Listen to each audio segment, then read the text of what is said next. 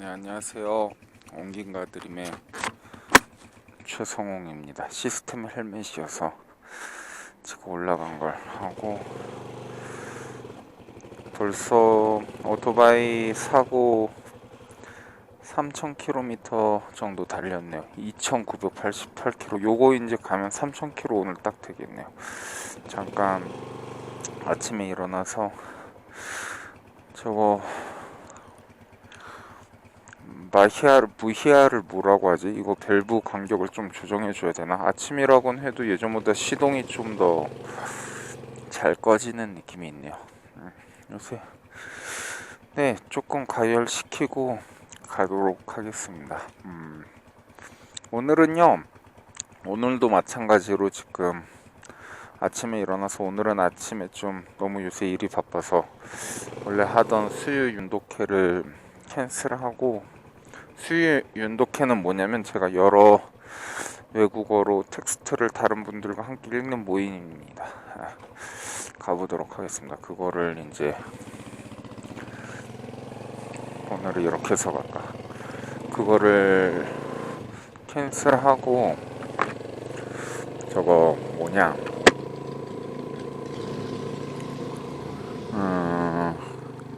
좀 체력이 안 돼서 이제 일어나서 그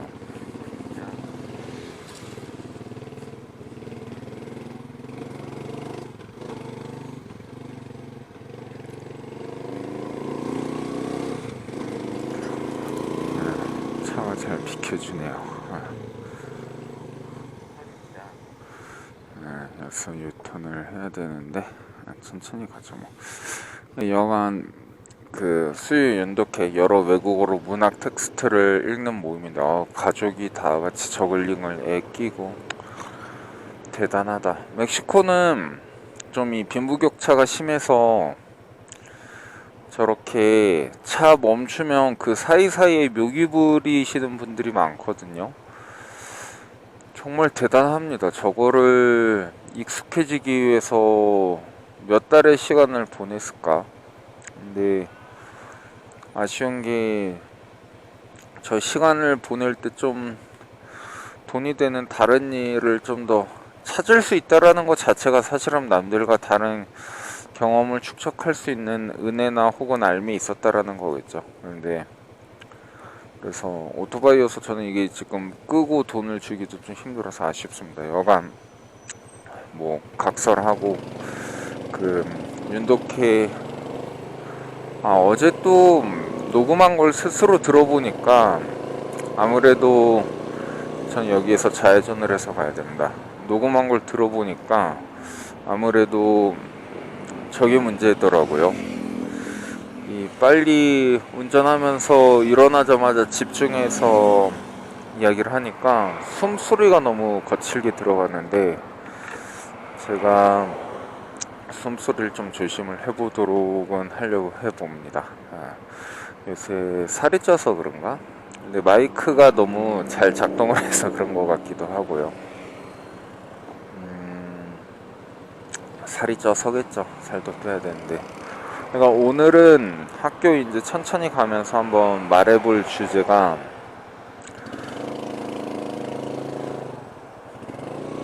나이 들어서 공부를 한다는 것의 어려움 혹은 동시에 즐거움에 대해서 이야기를 해보려고 합니다. 제가 오랫동안 언어를 가르치는 일을 하고 있고, 또 동시에 저 역시 아직도 제가 대학원 박사과정생이죠. 나이가 40이 넘었는데 뭐 계속 학교에 머무른 건 아니고, 뭐 지금 약간 좀 설랭설랭 박사과정처럼 보일 가능성이 농후하지만, 그럼에도 불구하고 이 아저씨도 가죽 자켓을 멋지게 입었네. 저도 저런 거 하나 있는데, 오늘은 이 청 자켓으로 여기 보이시나 이렇게 멕시코 전통 문양 들어간 거 입었습니다.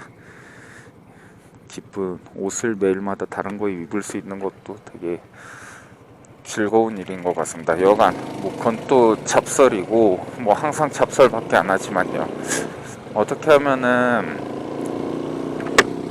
그렇게 그 나이가 들고 약간 제가 40이 넘고 저도 지금 동경대 박사과정에서 중남미 연구자로 있으면서도 저 차가 어떻게 저렇게 내가 아무리 좀 오른쪽으로 가고 있다고 해도 저렇게까지 역전을 하지. 차가 좀 못됐네. 괜찮을까. 약간 나이 들고 공부하는데 힘든 점은 없을까? 그럼 오히려 좋은 점은 없을까?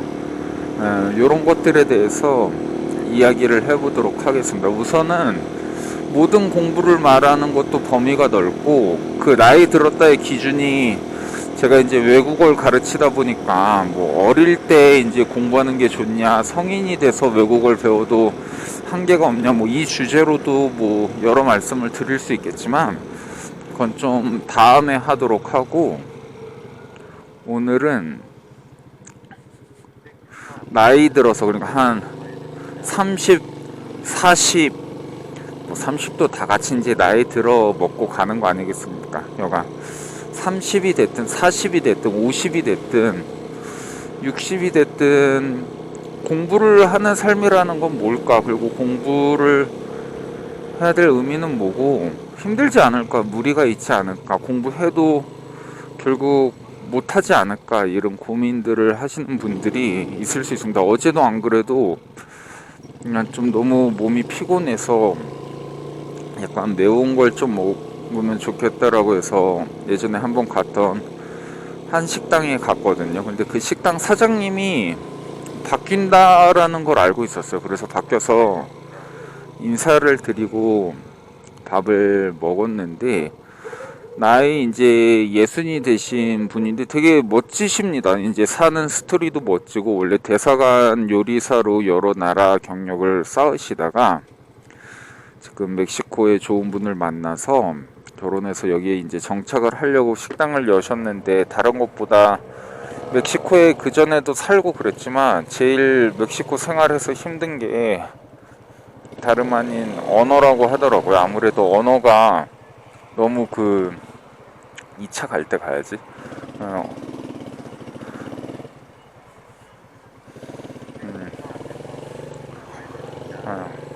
이 언어가 너무 걸림돌이 되니까 지금도 일을 하면서 종업원을 써도 이 길은 처음 가는 길을 오늘 알려주네요. 종업원을 써도 좀 자기가 종업원하고 소통이 안 돼서 스페인어를 어떻게 하면 모르겠다, 그냥 유튜브 보고 배우려고 해도 어렵고 라고 해서, 제가 내일 지금 스페인어 새로 시작하는 반이 2회차가 내일 시작하는데 혹시 관심 있으면 들어보셔라 하고 말씀은 드렸는데 뭐 들으실진 모르겠어요. 여간 근데 그분도 좀 인상에 남았고, 제가 지금 학교에 가는 이유도 교환학생으로 와서 정작 중남미 문학은 뭐 수업을 듣는 건 아니고 박사과정이니까 혼자 하면서 사실은 산스크리트어를 배우고 있거든요. 근데 이 산스크리트어를 그냥 단순히 취미로 배우는 정도가 아니고, 이게 석사 과정생이 전문으로 배우는 거 언어 과정이어서 그거밖에 없어요. 그래서 진짜 빡세게 배워요. 그러니까 주 12시간, 그러니까 수업만 하루에 3시간씩 4일을 때려 박아서 주 12시간 공부를 합니다. 그런 이상한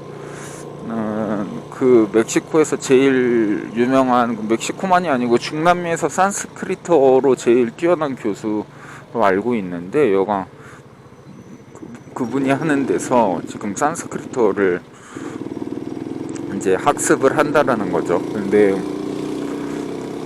어제 또 같이 공부하는 이 친구는 그렇게 어리지도 않아요. 이제 석사 과정에 들어왔는데 다만 중국어나 이런 것도 좀 해봤고, 멕시코 여자 친구인데 석사 과정생으로 들어왔는데, 이 친구 뭐 커뮤니케이션 요런 공부를 했고, 그 다음에 이제 석사로 와서 그 아시아 문화에 관심이 많아서 이제 산스크리트어를 배운다, 뭐 티벳이나 이런 쪽에도 관심이 많다, 이게 골자였는데,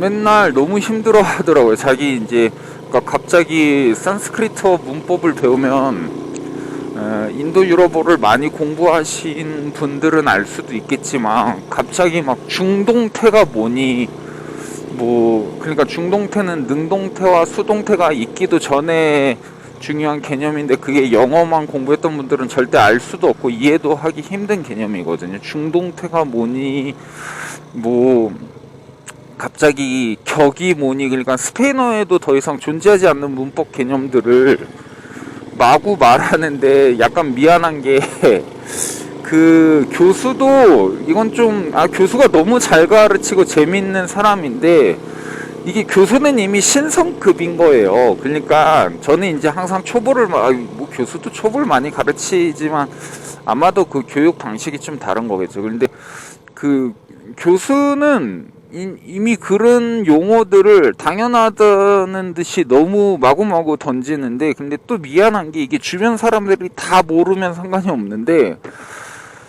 지금 실제 석사로 입학한 사람이 2명이고 그 외 청강생이 저를 포함해서 3명인데 청강생 중 1명은 이미 뭐 멕시코에서 불교에 되게 관심이 많아서 이미 끌적끌적 거려본 친구고 산스크리트어를 또 1명은 언어학 박사과정 친구로 지금 박사 논문 쓰고 있는데 그러니까 거의 전 세계 언어의 기본 골격에 대해서 용어나 이런 거에 아주 빠삭한 친구고 뭐 저 역시 인도 유럽어를 오랫동안 배우면서 그 한두 번 했던 개념들이 아니니까 뭐 특히 이제 고전 그리스어 히라버를 공부한 사람으로서 문법적 개념 때문에 어려울 일은 없거든요. 그런데 그거를 그런 애들은 선생이 뭐 중동태니 뭐니 말을 해도 당연히 다 알아들을 거잖아요. 그런데 그러니까 이 여자애는 죽을 맛인 거지. 다른 애들은 다 끄덕이면서 막 추가 질문하고 그러는데 자기 혼자 이해를 못한다라는 감각이 얼마나 힘들겠어요. 그래서 저도 항상 좀 웃으면서 잘 될 거다 그렇게 말을 하는데 근데 잘 되긴 되거든요. 근데 그거를 산을 정상을 올라보지 않은 사람 입장에서 지금 자기가 어디서 헤매고 있는지도 모르는 상황에 사실은 그 상황 자체를 자기가 목표가 어디를 걷고 있는지도 모르기 때문에 체력이 더 많이 떨어지고 자신감도 흔들리고 그럴 수밖에 없는 것 같거든요. 그 모든 학습자가 마찬가지지만 그래서 이게 그리고 산스크리트어를 보면은 학습이 뭐 다른 외국어 좀 해본 분들이 뭐 그냥 하면 되겠지 이러겠지만 천만의 말씀입니다. 제가 자신있게 말씀드리건데 일단 고대 인도 유럽어일수록 히라버나 라틴어 해보신 분들은 알겠지만 현대 인도 유럽어보다 문법적 정교함이 어마어마하게 올라갑니다. 그 말은 문법적으로 배워야 될 개념과 외워야 될 사안들이 엄청 많다라는 거예요. 그런데 그 히라버보다 문법적으로 훨씬 더 정교합니다. 그 말을 훨씬 어렵다라는 거죠. 제가 본 언어 가운데 제일 어렵고 뭐 제가 한 10개 국어 정도를 지금 뭐 공부 겸 전문 직업 겸으로 이제 하고 있지만 그 언어 중에서 뭐 인도 유럽어 말고도 중국어나 일본어 포함 모든 언어 중에서 압도적으로 제일 어려운 게 사실이어서 이거를 여러 외국어에 익숙하지 않은 상태에서 뭐 남들보다 총명함이 극에 달하지 않은 상태에서 한다라는 거는 사실 보통 배짱 갖고 하기가 쉽지 않습니다. 어려운 것도 사실이고 심지어 저희가 그저께 산스크리트어의 알파벳을 흔히 데바나가리라고 하는 문자를 사용하거든요. 그러니까 한글 같은 거예요. 이것도 좀 뭐 역사가 긴데 여가 한글이랑 비슷하게 그냥 새로 만든 글자이기도 하고요. 그런데 그 데바나가리를 이제 저희가 배우는데 걸린 시간이 3주가 넘었습니다. 36시간을 걸려서 겨우 알파벳을 끝냈어요. 그게 아니 뭐 그렇게 하루에 3시간씩 한다면서 38시간에서 철자를 배우는 게 말이 되냐라고 하지만 배우시면 알 겁니다. 말이 됩니다. 그리고 그걸 몸에 익히기 위해서라면 그 시간은 결코 막힌 게 아닙니다. 왜냐면은 한국어 한글도 사실 영어나 뭐 대부분의 언어는 그냥 왼쪽에서 오른쪽으로 오른쪽에서 왼쪽으로 그러니까 선형 구조의 언어라고 하거든요. 그러니까 선을 따라서 그냥 쭉 쓰면은 되기 때문에 글자의 모양이 처음이라 한들 히라보도 그렇고 그냥 그 모양만 익숙해지면 하나하나의 글자를 독립적으로 적어도 필기체가 아닌 이상은 뭐 필기체는 뭐 제 글씨도 제가 못 알아보겠는데 여간 배우기가 어렵지 않아요. 처음에 그냥 그 글자에 대한 어색함이 있을 뿐인데 한글만 하더라도 한국어 한글은 다르죠. 한글은 문자니까요. 여가 한글만 하더라도 난이도가 상당히 올라가는 게 자음과 모음을 합쳐서 쓰잖아요. 한 네모칸 안에 그렇게 해서 그것을 조합해서 쓰는데 그 조합이 뭐 예를 들면 단순해 왼쪽이면 자음이고 오른쪽이면 모음이야 그렇게만 쓰면 얼마나 좋겠어요, 그죠? 근데 여러분이 이 말 듣자마자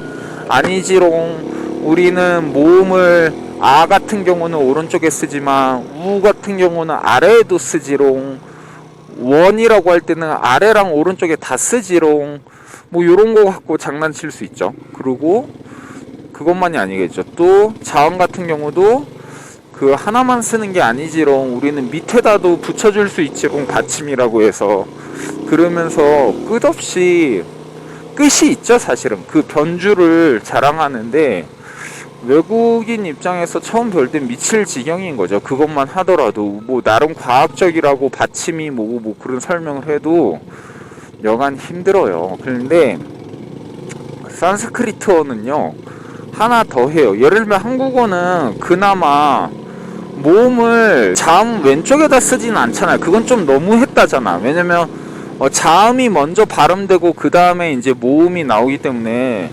순서를 그래도 지켜주는 게 좀 그 나름 인간적 그런 거 아니겠습니까? 근데 산스크리트어는요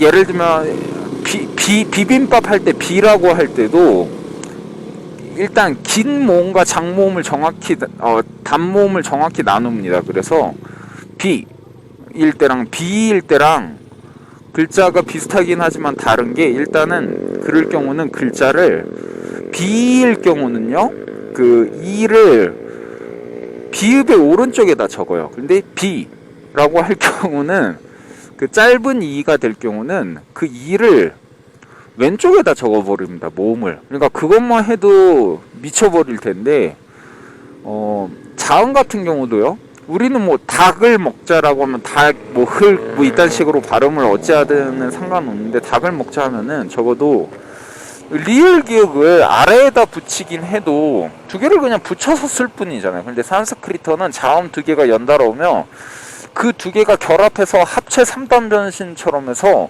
지네끼리 모양이 바뀌어서 하나로 오기도 하고 그리고 그냥 모양만 바뀌면 다행이게 갑자기 화가 나네. 모양만 바뀌는 게 아니고 뭐 예를 들면 리을 기억을 하면 리을의 그 오른쪽에 조그만 이제 리을 단어 안에 기억을 집어넣는다든지 뭐 여간 말도 안 되는 악행을 저질러요. 이 데바나가리 문자라는 건 도대체 이걸 만든 사람 면상을 한번 보고 싶다라는 생각을 하면서도 하는데 그래서 저희가 그 성인 5명이 산스크리트 3주간 데바나가리 배우면서 그 읽는 거 하나씩 이제 시키면 글자 하나씩 제대로 읽을 때마다 막 서로 박수 쳐주고 서로 다독이며 배웠거든요. 그게 언어는 즐겁게 배우는 게 되게 중요하기 때문에 그러면서 진짜 3주를 배워서 겨우 알파벳을 배운 거죠. 물이 왜 이렇게 많을까요? 여간 그런 게 이제 산스크리트의 데바나가리 문자에서 글자 자체만으로도 문법 개념 이전에 글자만으로도 난이도가 헬로 올라간다. 근데 그걸 당연히 배우는 사람이 전공생이야. 이거는 빼도 박도 못해. 이거를 안 배우면은 자기는 이 공부 자체를 포기해야 돼. 이럴 경우에 그냥 처음에 나는 그런 동양의 철학을 알고 싶네 라고 좋겠네 라고 해서 왔다가 하필 건드린 게 산스크리트가 이거는 이 여자에서 잘못이 있지. 근데 여간 너무 어려운 일이에요. 그러니까 되게 풀이 죽더라고요. 제가 오늘이나 내일 한번 같이 이야기를 하면서 좀 인도 유로버 전체 개념을 한번 설명해 줄까도 생각을 하고 있는데, 여간 성인이 돼서 어떤 정말로 공부를 한다라는 건 쉽지가 않습니다. 뭐 그 여자애 아직 20대니까 뭐 그래도 할만하겠지만, 근데 60대 아저씨나 이런 사람들이 공부할 때는 그 20대 여자는 그냥 새로운 거에 대한 어려움이지만 조금 더 말을 넘어가서 나이가, 저도 이제 40이 넘었잖아요. 40이 넘고 50이 넘고 60이 넘어가면서 공부하면은 제일 힘든 건 뭐냐면은 바로 정신과 육체의 노화 현상인 거죠. 그 노화라는 게 그냥 우리가 머리가 잘 안 돌아가면 그냥 꾀병 아니야 이런 생각들을 할 수 있는데, 결코 그런 것만이 아닌 게, 저를 일단 예로 들어보면은 저는 여간 뭐 부정할 수 없이 뭐 주변에 누굴 봐도 저보다 뭐 언어적으로 이제 언어를 전문으로만 해서 여러 언어를 하고 번역을 하는 사람들이 흔치 않잖아요. 그러니까 저 같은 경우도 사실은 불어나 이런 모든 언어도 어릴 때 배운 게 아니고 23살? 4살 이때 처음 공부 시작했거든요. 그러니까 그때 공부를 해서 지금까지 해왔지만, 이게 20대 중반에 프랑스어를 처음 배울 때랑 40이 와서 산스크리트어를 배우는 거랑, 제가 스페인어 같은 경우는 30에 배웠나? 35에 배웠나? 35이었던 것 같기도 합니다. 그래서 지금 35에 스페인어를 처음 배우는 거랑은 정말로, 그리고 40에 산스크리트어를 배우는 거랑은 육체가 감당할 수 있는 한계나 정신이 감당할 수 있는 한계가 너무 다르거든요. 좀 구체적인 예를 들게요. 뭐냐면은 제가 사실은 그 한국에서 이제 일을 하다가 그 출판사나 뭐 이런 일들을 하다가 회사를 그만두고 그 스페인어를 배우러 에콰도르로 갑자기 떠났어요. 이제 좀 새로 삶을 고민하다가. 근데 그 전에 이미 한국에 있을 때 항상 좀 몸 상태가 이상했어요. 뭐라고 해야 되죠? 툭 하면은 숨이 너무 쉬기가 힘들고 토할 것 같고 머리가 아프고, 근데 그냥 짜증이 좀 원래 많은 편이어서 그냥 성격이 지랄 맞아서 그런가 보다. 그러다가 그걸로 설명이 안 되는 수준이어서 막 이게 갑상선 암이 걸리면 사람이 짜증이 많아진다더라. 짜증이 평소보다도 많아지더라고요. 막 그래서 막 검사했는데 아무 이상도 없고 육체 전체 종합 검진을 받아도 아무 이상이 없더라고 하는데, 다만 약간 그때 뭐 제가 그런 걸 잘 몰랐는데 술을 마시면 좋아져서 항상 술을 마셨어요. 그래서 에콰도르 가서 스페인어를 제가 4달 만에 C1까지 따긴 했는데, 그거는 사실 라틴어나 독일어나 불어 등등을 했기 때문에 스페인어만 한 것도 아니고 제가 계속 일을 하고 가르치면서 해서 따는 것도 솔직히 뭐 크게 제게 어렵지는 않았습니다. 근데 그게 뭐 자랑하는 게 아니고, 그러면 내가 스페인어를 C1을 4달 만에 땄고 프랑스어는 맨 처음 배운 인도 유로버를 6개월 만에 B1을 따고 1년 만에 C2를 땄는데, 과연 그 프랑스어만큼 C1을 딴 그 스페인어가 내게 더 익숙해졌느냐라고 하면 그렇지가 않거든요. 머리가 항상 좀 그 문제인 상태여서, 그리고 그 상태에서도 항상 이제 저도 언어를 다른 사람들에게 가르치는 걸로 생계를 유지했기 때문에, 가르치면은 말을 10분 이상 이어가기가 너무 힘들었어요. 지금 이렇게 유튜브 녹음하고 이런 건 정말 대단한 개선이거든요.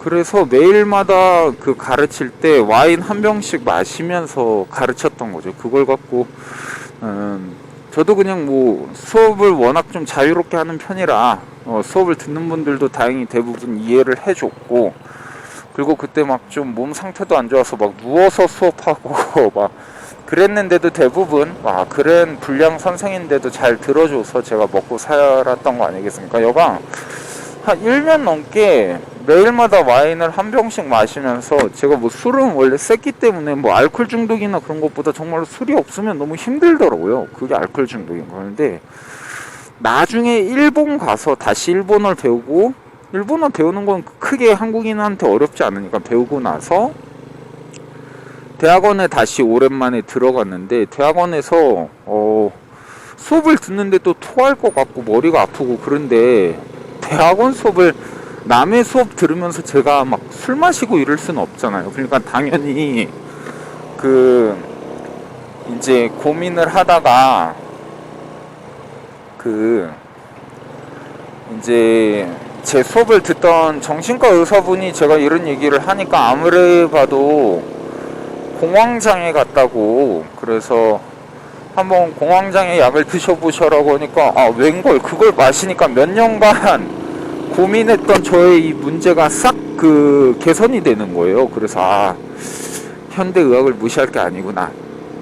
근데 개선이 돼서 그 뒤로는 이제 매일마다 아침마다 항우울제 같은 걸 먹어서 상당히 좋아진 게 사실인데, 근데 그렇다 하더라도 이미 뇌가 한번 데미지를 입으니까 이거 완전히 치료되거나 그런 게 아니고, 여간 제가 자꾸 머리 쓰는 일보다 오토바이를 타고 오토바이 수리 배우고 그런 것도 사실은 다 관계가 있는데, 몸을 쓰는 일을 안 하고 머리 쓰는 일을 하면 자꾸 아무리 제가 좋아하는 일을 해도 패닉 증상이 계속 나타나고 그래요. 그래서 그것을 어떻게든 좀 개선하려면은 그대로 있으면 안 되겠어서 운동도 좀 많이 하고, 그때부터였죠. 일본에서 운동도 하고 그랬던 게 뭐 여러 가지 살기 위한, 나이 들면 심심해서가 아니고 살기 위해서 운동한다 그런 말들이 저도 왜 이해가 되게 될지는 몰랐는데, 그런 식으로 운동을 하고 몸을 가꾸는 거죠. 근데 그렇다 한들 제가 이제 하는 일이 머리를 좋든 싫든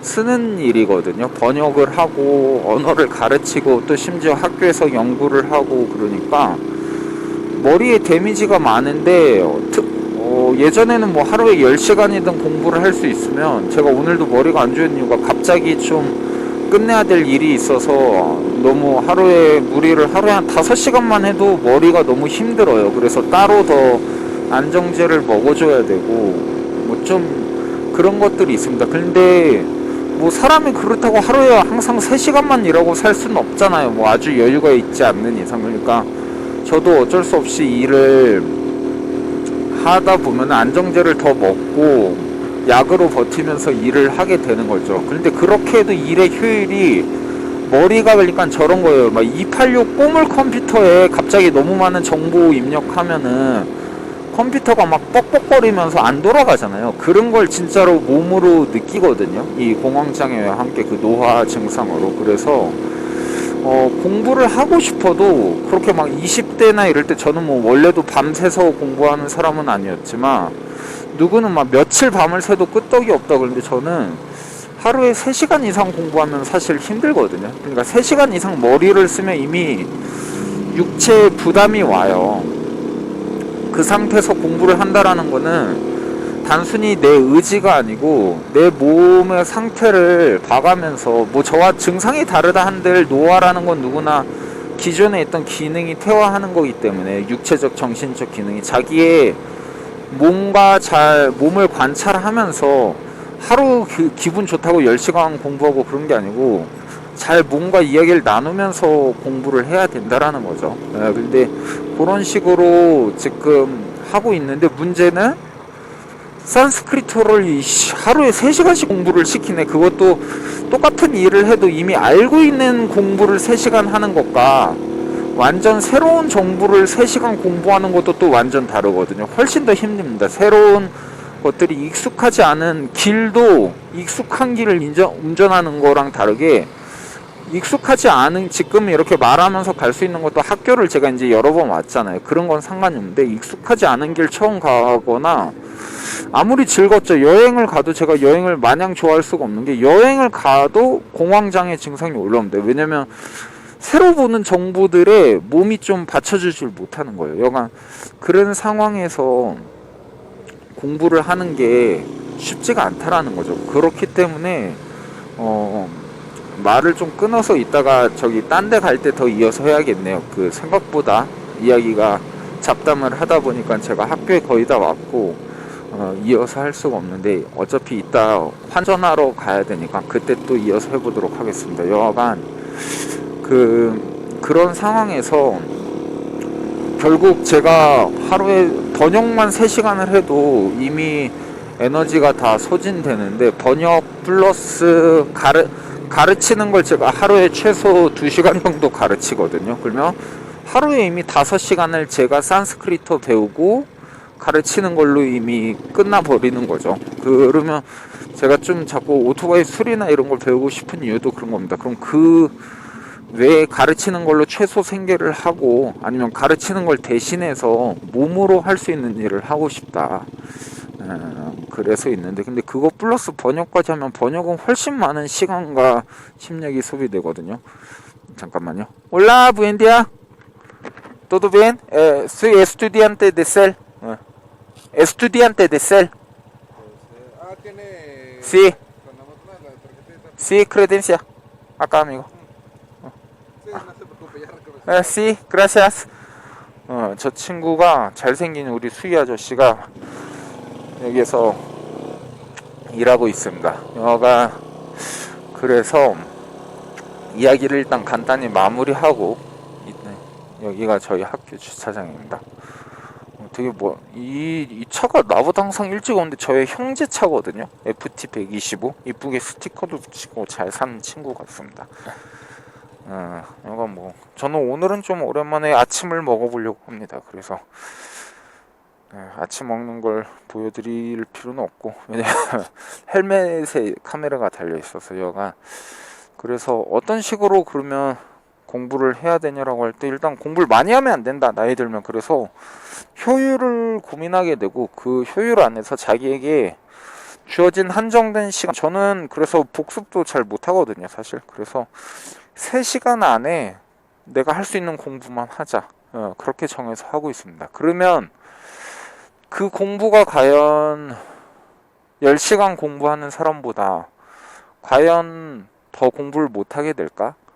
아니면 그런 시간적, 자기네 물리적, 돈이나 이런 게 사람마다 여유가 다르잖아요. 한계가 다른 상황에서 공부를 어떻게 하면 더 잘할 수 있을까? 그리고 하는 데 있어서 남과 비교되면서 사람이 힘들어지고, 그런데 어떻게 하면 그 공부가 단순히 나 멕시코에서 살기 위해서 빨리 스페인어 잘해야 되는데 너무 힘드네 하면서 스트레스가 아니고, 공부는 괴로운 거죠. 괴로운 건데 그 공부가 어떻게 하면 즐거움이 될 수 있을까? 이거에 대해서는 이따 환전하러 좀 더 위로 한 1시간 넘게 가야 되니까 그때 이야기해 보도록 하고, 지금은 학교 가서 아침 먹고 또 산스크리트 열심히 배우고 오겠습니다. 감사합니다.